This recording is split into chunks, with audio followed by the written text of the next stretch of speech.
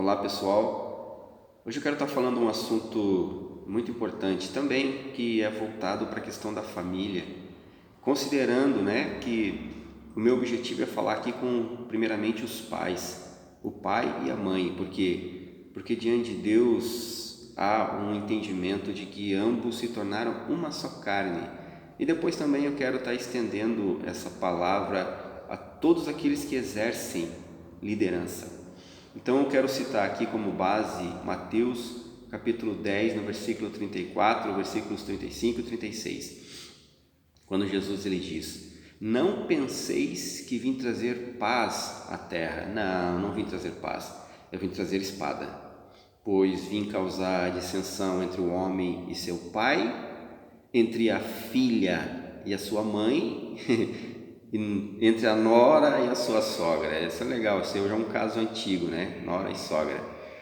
Aí diz assim: e assim acontecerá que os inimigos do homem serão os da sua própria casa.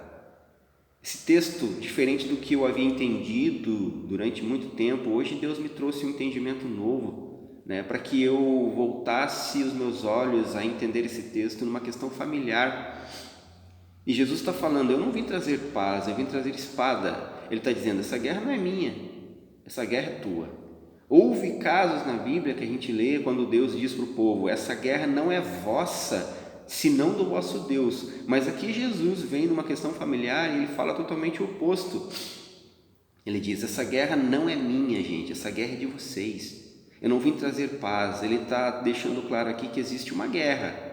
Há uma guerra que se foi travada contra a família, e Jesus está dizendo: eu não vim aqui trazer paz, não vim aqui guerrear essa guerra por vocês, mas eu vim trazer uma arma para que vocês entendam que há uma necessidade em vocês de vencer essa guerra, para que não haja dissensão entre o homem e seu pai, para que não haja uma dissensão entre a filha e sua mãe, muito menos o que já é mais previsto, entre a nora e a sua sogra.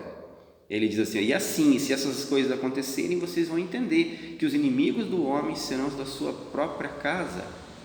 Então, qual é essa espada que Jesus está nos dando, gente? Lógico, nós sabemos, a espada é a palavra, mas como utilizar essa espada?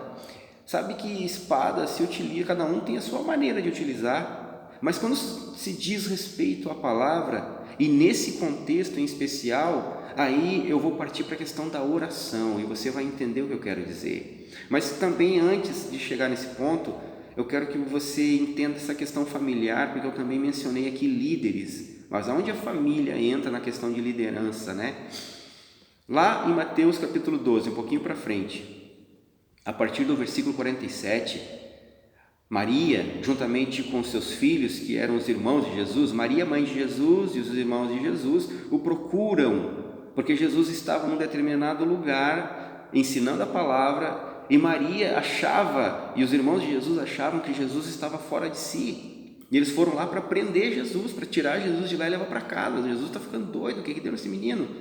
E alguém avisa Jesus no versículo 48 que: Maria, sua mãe está aí, teus irmãos, eles querem falar contigo. Mas Jesus, ele olha para os seus discípulos. A Bíblia diz que ele aponta a mão, ele estende as mãos ou a mão aos seus discípulos e ele diz: esses aqui são a minha família, aqui está minha mãe, aqui estão os meus irmãos. Aí depois ele diz no versículo, na sequência ele diz: porque todo aquele que fizer a vontade do meu Pai Celeste, este sim é minha mãe, é meu irmão e é minha irmã. Jesus, ele estava edificando uma família como um líder, mas ele também estava edificando uma família no espírito, trazendo paternidade. Havia uma paternidade presente em Jesus, e ele estava dando essa paternidade aos seus discípulos, e eles estavam se saindo muito bem como família de Jesus. Agora Jesus, lá em João capítulo 17, no versículo 9, eu quero que você entenda isso, porque isso é muito importante.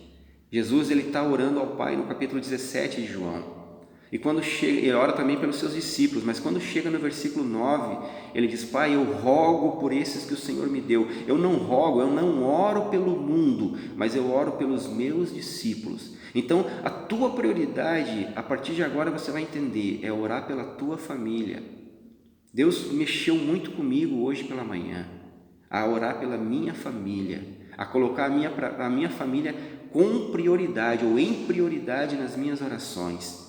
De modo que a partir de agora você vai orar, 50% da tua oração tem que ser voltada para a tua família, para que não haja dissensão, para que não haja divisão, para que Satanás não entre na tua família. Essa guerra não é de Jesus. Senhor, salva a minha família. Jesus dizendo: a família é tua, eu te dei espada, lute por ela, ore, interceda pela tua família.